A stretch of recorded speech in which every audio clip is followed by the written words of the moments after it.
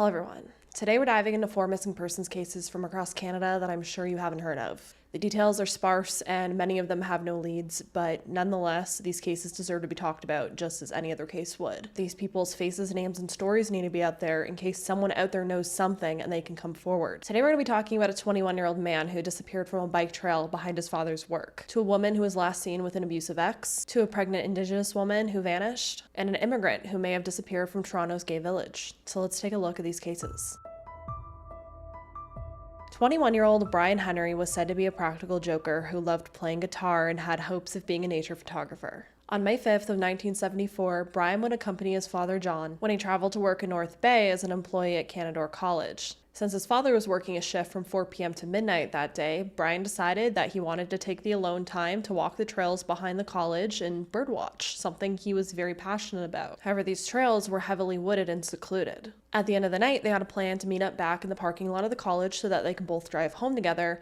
However, when John got off his shift, Brian was not waiting there. So assuming that Brian had walked home, John got in his car and drove home, only to be met by the rest of the family telling him that Brian in fact had not showed up back home. By 2 a.m., John contacted his friend, Constable Foster of the North Bay Police Department, to report his son missing. Constable Foster would meet up with John and the two men would end up driving the Canadore trails looking for Brian. But by dawn, Brian still had not been found. Between 5:30 a.m. to 7:15 a.m., friends and family would end up joining the search. They'd also walk the trails that Brian was thought to last be on. Canines were brought in, a pond was searched by scuba divers in the area. However, all of these searches led to no evidence and no sign of Brian whatsoever. May 6th, Brian would officially be reported missing, and to this day, he still has not been found. Detective Constable Robert Drolette said, and I quote, "People don't just disappear off the face of the earth. There's got to be somebody out there that knows something, so that's what this is all about, to give closure to the family and to let them know we're still trying to find Brian and to let people know that we are still trying to solve this.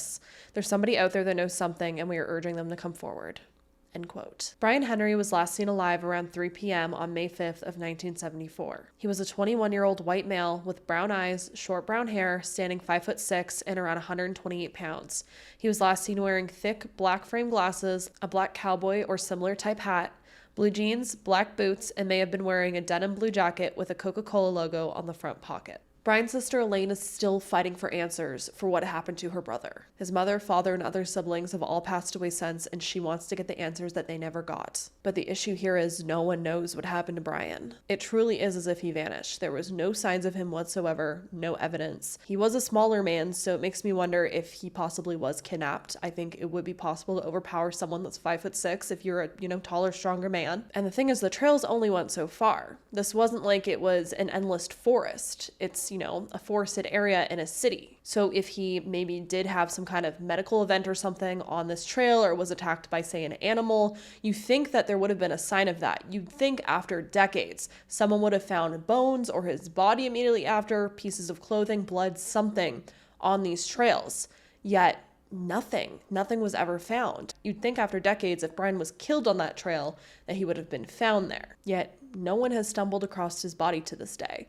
And it's strange, it truly is strange. There's also no signs that Brian wanted to run away or he did run away that evening. I mean, unlike the missing children's cases that we talk about, Brian was an adult. He did have means of some sort, I'm sure, to run away. It's definitely more plausible to me that an adult would run away over a child running away, but it doesn't seem like that's likely here. I am very curious as well about his father's alibi. I have seen speculation that his father might have done something to him, and since his father was friends with the local police there, this could have been a cover-up. But it does make me wonder, were there eyewitnesses to corroborate him being at work for that full period of time? But if there are reliable witnesses, then that theory could easily be dismissed. It does make me wonder, though, did anyone else know besides Brian's father that he was going out on that trail that evening? That's the thing. Unless someone was just lying in wait on these trails waiting for, a random target, then it's kind of strange. But then again, if something did happen to Brian on that trail, in my opinion, I think he was kidnapped from that trail. Because again, clearly there was no evidence that even a struggle happened, it seems. So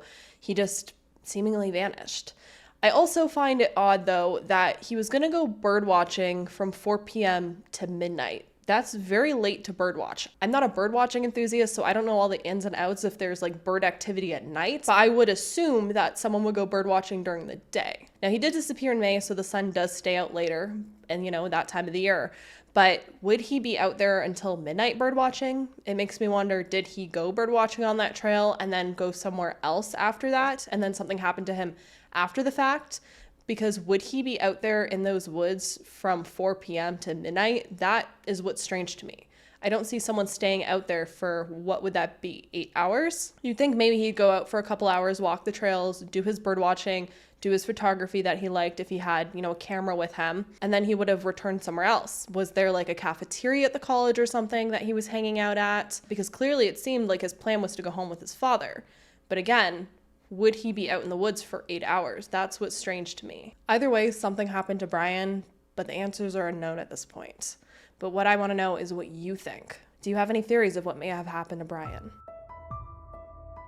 Amber McFarland was just 24 years old when she disappeared from Portage la Prairie, Manitoba, a small town west of Winnipeg. Her family sang, and I quote, "When she walked into her room, you noticed her. She just glowed. She was such a kind and loving person, but she also stood up fiercely to anyone that wronged her loved ones.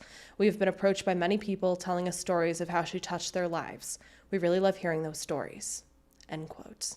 Around the time of Amber's disappearance, she was working as a retail clerk and a bartender in training. On October 17th of 2008, Amber went to Smitty's Lounge, which was a nightclub with her older ex-boyfriend, 38-year-old Kelly Garriich. A friend of his named Graham Saxon also accompanied them that night. Now, this is actually concerning because Amber had a court order prohibiting Kelly from being near her after an assault that happened in May of that year. However, for whatever reason that night, Amber was with her abusive ex and his friend. The three of them would eventually leave Smitty's Lounge and would end up going to a bar at the Canad Inn, a motel of sorts off of Saskatchewan Avenue West. From there, Amber would leave her car in the parking lot, and the three of them would go over to another bar called the Cat and the Fiddle. Amber and the two men would be captured on surveillance video entering a beer store connected to the hotel and bought a case of beer.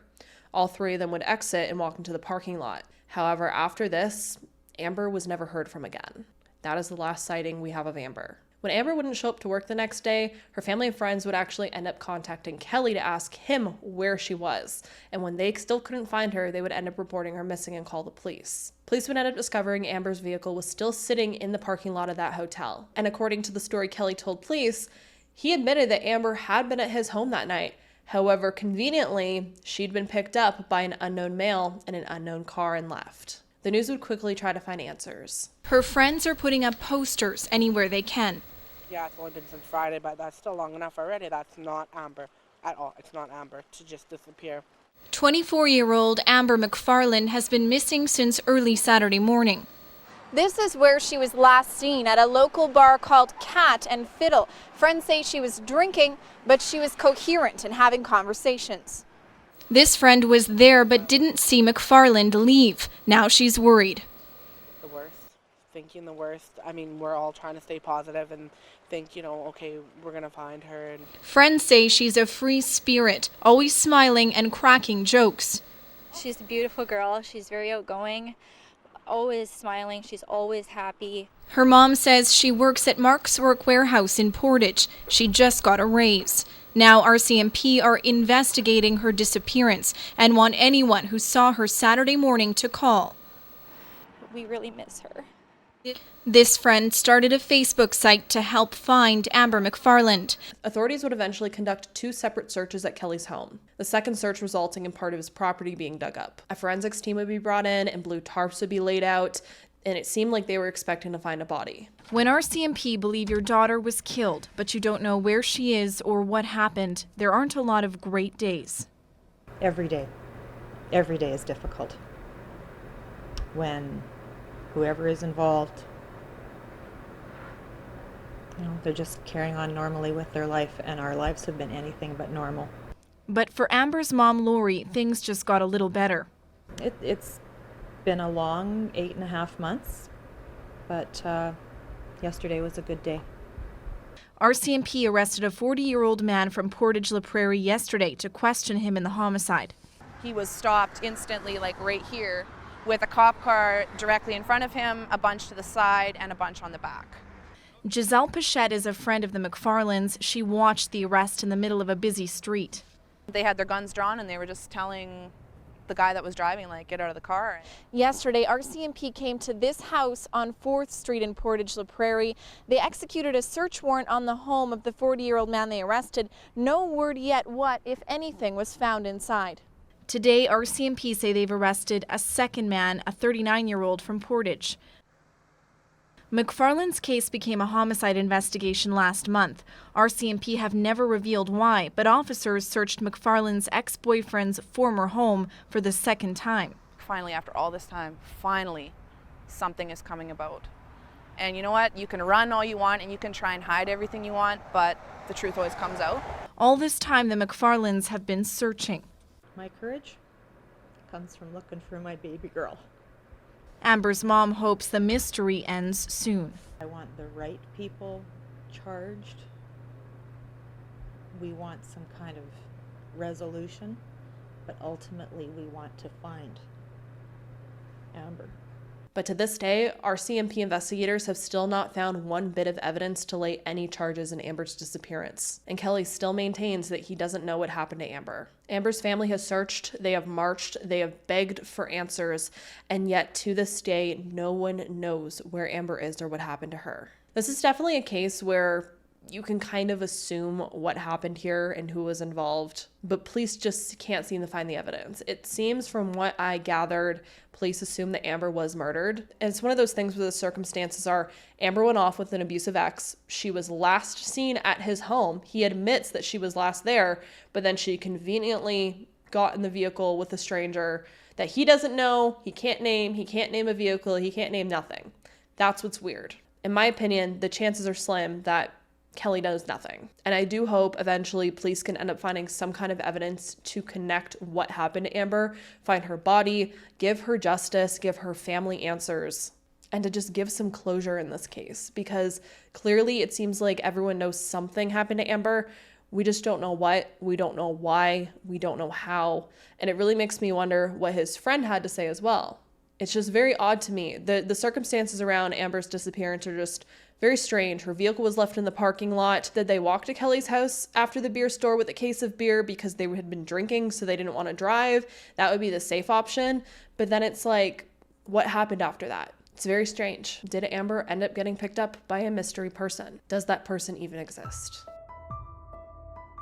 28-year-old Abigail Andrews was 3 months pregnant when she'd vanished from Fort St. John, British Columbia, a town with only 20,000 people in northeastern BC. Just north of the Peace River. Abigail was actually an Indigenous woman. She was Métis, and she worked at FSJ Fashion and the Frontier Bar and Grill. 2 days before Abigail's disappearance, her and her parents actually went out shopping for baby items. It was a very joyous day. She was really excited to be pregnant. This was going to be her first child, and it just seemed to be a wonderful experience for her and her parents. You know, it was going to be their first grandchild. They were out probably picking out clothing, maybe looking at cribs. It was just a nice day. April 7th of 2010, Abigail ended up speaking with her mother on the phone around 7 p.m. After this, she was last seen leaving her home on 99 Avenue in Fort St. John. A neighbor would later report to police that Abigail had been heading to meet up with an unknown male friend. After this, it's as if Abigail vanished. Her mother, Debbie, saying, and I quote, "For her to just stop communicating was absolutely and totally out of character for Abigail.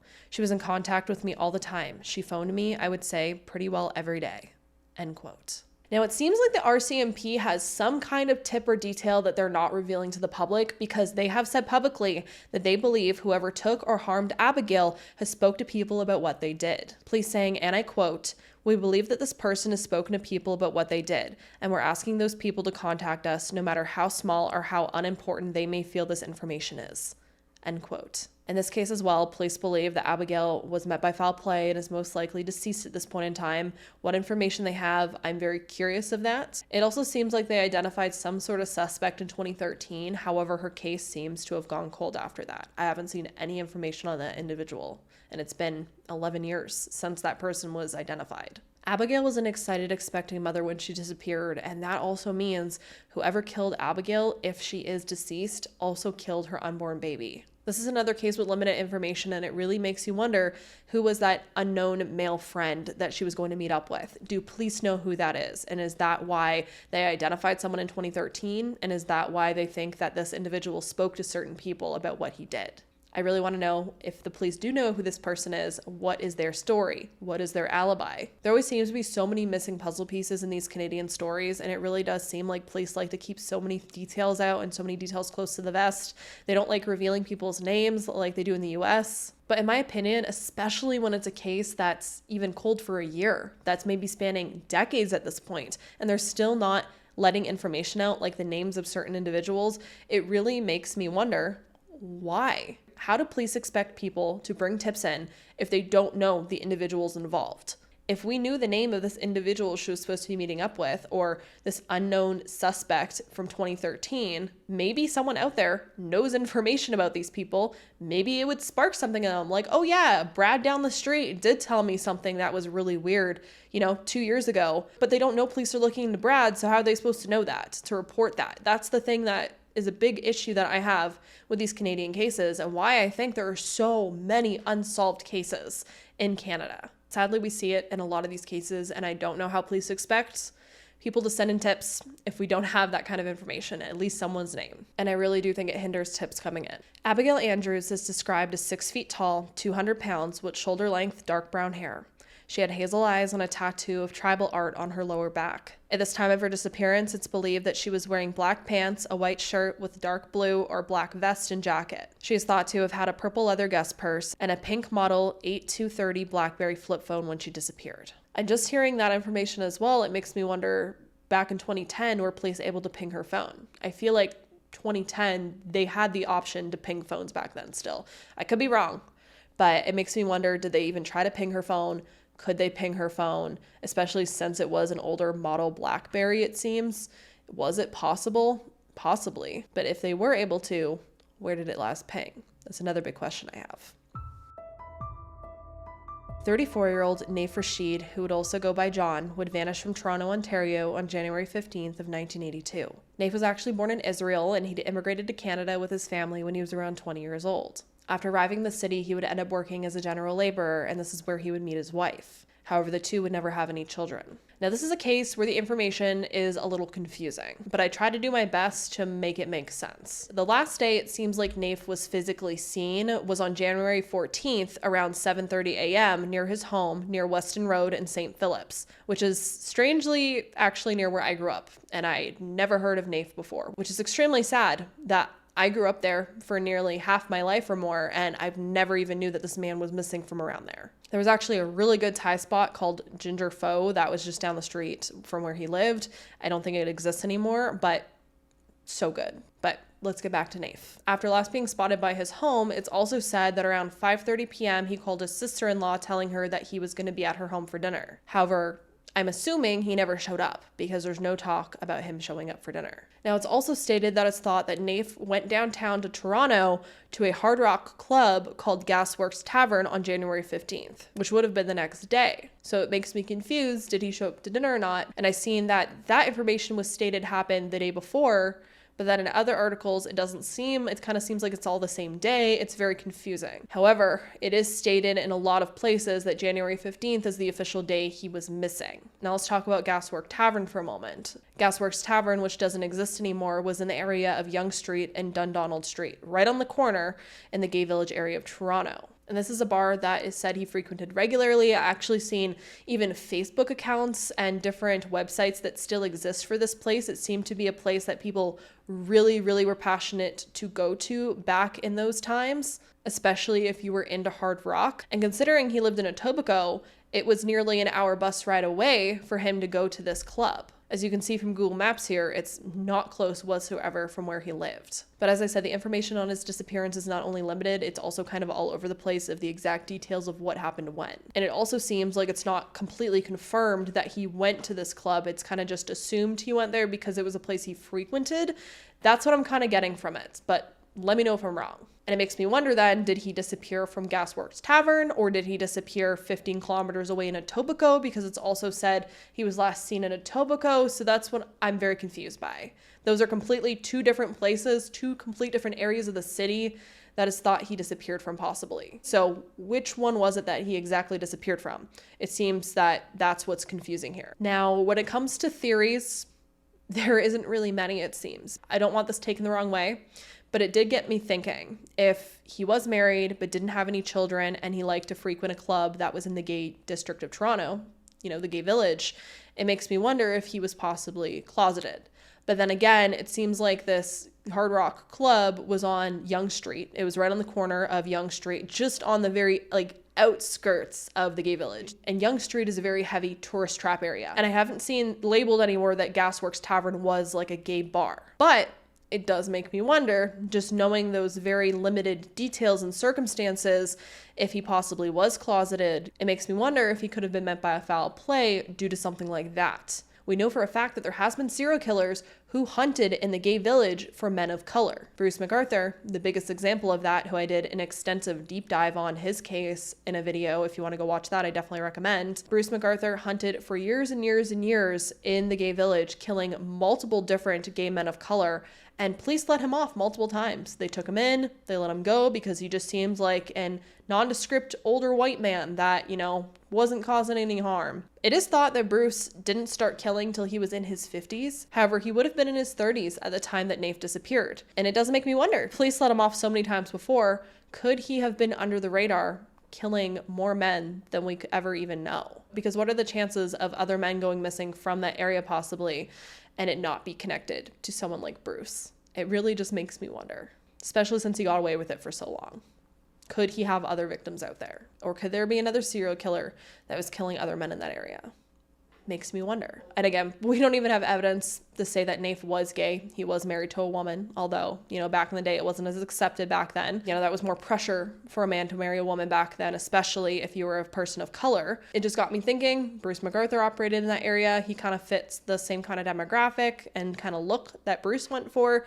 Could it be possible something like that became of Naif, especially since there is no evidence at all to what happened to him, where he is, where he went. It's been 40 years since Naif went missing, and his family is still waiting for answers. And police seem to be no closer to solving this case. To this day, his brother still expresses wanting to get answers to know what happened to Naif, especially since a number of their family members have passed away with no answers for themselves. Naif was said to last be seen wearing a brown waist-length bomber-style leather jacket, blue jeans, and a navy blue long-sleeve sweater. He's described as 5 foot 10 inches tall, about 150 pounds, with black wavy hair, brown eyes, a black mustache, and deep voice. Naif would be in his mid to late 70s now if he is still alive. Brian, Amber, Abigail, and Naif have still not been found and are still missing despite decades passing. Where are they and what happened to them? If you have any information on their cases, I'll have links to the appropriate authorities to contact below. Please share this video out so hopefully we can spread the information on their cases, share their missing persons flyers, their faces, their names, their stories, anything you can do to help get their stories out, because no one's talking about them. I've never heard about these cases. Let me know down below if you've ever heard of these cases, because I'm gonna bet that you haven't. Someone out there knows something. If you know something, please say something. Let's try to bring these families answers. My heart goes out to these families. As always, I hope you all stay safe out there. Lock your windows and doors, and I hope to see you in the next video.